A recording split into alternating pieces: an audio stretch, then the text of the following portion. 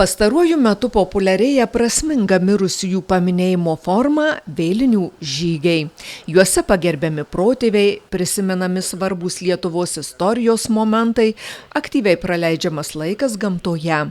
Marijampolės mieste vėlinių žygis surengtas pirmą kartą, tačiau netoliese esančiuose Šunskuose ši tradicija gyvuoja apie 10 metų. Ta tradicija atėjo, kai aš tuos žygius pradėjau rengti Šunskuose ir iš tikrųjų Suvalkijoje, mūsų regione, tie žygiai nebuvo organizuojami prieš 10 metų ir dabar dar jie nėra tokie populiarūs, kad per vėlines, prieš vėlines iškeliauti, aplankyti tais vietas, kurios jau nebėra naudojamos kaip laidojimo vietos, bet jos yra dar istorinėje atmintyje.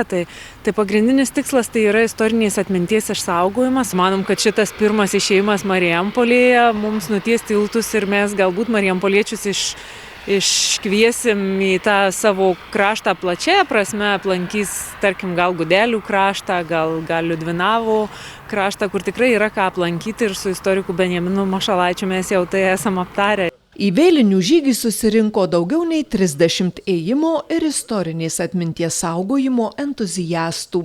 Pėsčiųjų žygio vedlys istorikas Benjaminas Mašalaitis. Jo teigimu, Marijampolės mieste be veikiančių kapinių dar galima rasti 10 buvusių palaidojimo vietų pėdsakų. Žygis pradėtas Švento Arkangelo Mykolo baziliko šventoriuje esančiose kapinėse, kurios žymi Marijampolės pradžią. Jos tikrai turėjo pradžią 18 amžiaus viduryje, tai yra, kai čia buvo paskirtas Marijonams sklypas ir pradėta statyti bažnyčią, tai natūraliai šalia bažnyčios susirasdavo, bent kunigams, kitiems pasiturintiems žmonėms, kurie fundavo bažnyčią. Kiek ilgėliau žygio dalyviai stabtelėjo prie Marijampolės senųjų kapinių, kurios laikomos Sūduvos krašto panteonu. XIX amžiaus viduryje įkurtose kapinėse palaidota daug iškilių ne tik regionui, bet ir visai Lietuvai reikšmingų asmenybių. Turime ten vieną garsiausių to šviečiamo laikotarpio, nacionalinių atgimimo laikotarpio žmogų palaidotą Petrą Arminą. Jo žmona šalia, tai gana, sakyčiau, nusipelnę žmonės ir šeima šitam kraštui.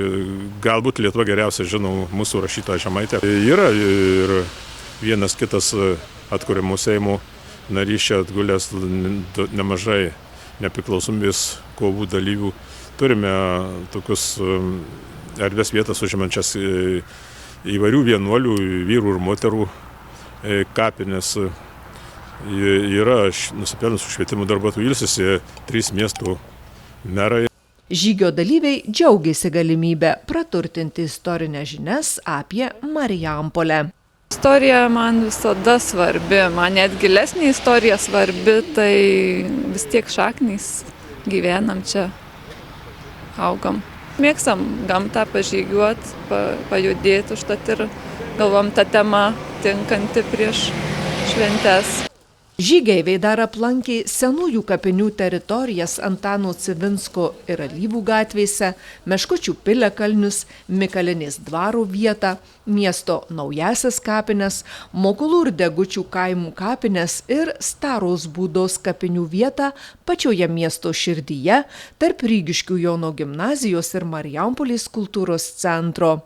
Žygio dalyviai įveikė 15 kilometrų, o į juos sutilpo daug istorinių faktų, iškilių asmenybių, dabartinių kapinių ir tų palaidojimo vietų, kurių niekas neatmena.